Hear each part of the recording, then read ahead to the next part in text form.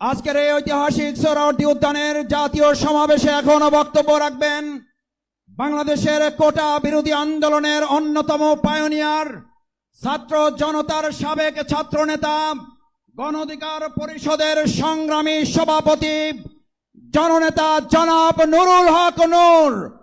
বক্তব্য রাখছেন নুরুল হক নূর। বিসমিল্লাহির রহমানির রহিম। আজকের এই ঐতিহাসিক জাতীয় সমাবেশের সম্মানিত সভাপতি জামায়াত ইসলামীর আমির ডাক্তার শফিকুর রহমান, মঞ্চে উপস্থিত অন্যান্য জাতীয় নেতৃবৃন্দ এবং আমার সামনে আগত সারা বাংলাদেশ থেকে জামায়াত ইসলামের নেতা কর্মী ভাই, সবাইকে আমার দল গণ অধিকার পরিষদের পক্ষ থেকে সালাম এবং শুভেচ্ছা জানাচ্ছি। আসসালামু আলাইকুম। প্রিয় বন্ধুগণ, আপনাদেরকে একটি কথা স্মরণ করিয়ে দিতে চাই।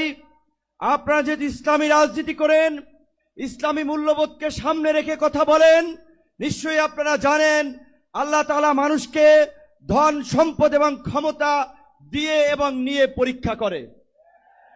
গত 16 বছরে আমাদের কাছ থেকে আল্লাহ তাআলা নিয়েছেন, আমাদের ধৈর্যের পরীক্ষা নিয়েছেন।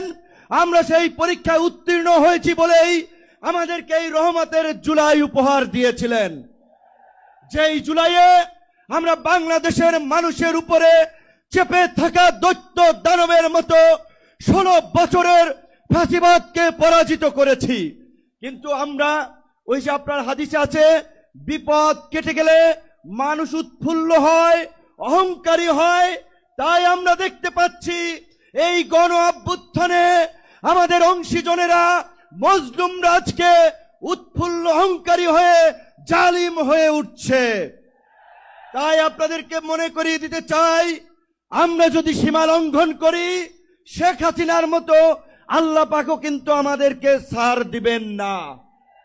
আজকে যেই ছাত্র জনতার সংগ্রামের মধ্য দিয়ে, যেই রক্ত এবং প্রাণের বিনিময়ে আমরা এই ঐতিহাসিক পরিবর্তন পেয়েছি, এই পরিবর্তনকে টেকসই করার জন্য আজকে বাংলাদেশের মানুষ যে শাসনতান্ত্রিক এবং সরকার ব্যবস্থার পরিবর্তনের আওয়াজ উঠিয়েছে, সরকারকে বলতে চাই, সেই শাসনতান্ত্রিক ব্যবস্থার মৌলিক পরিবর্তন না করে আপনারা নির্বাচনের দিকে হাঁটবেন না।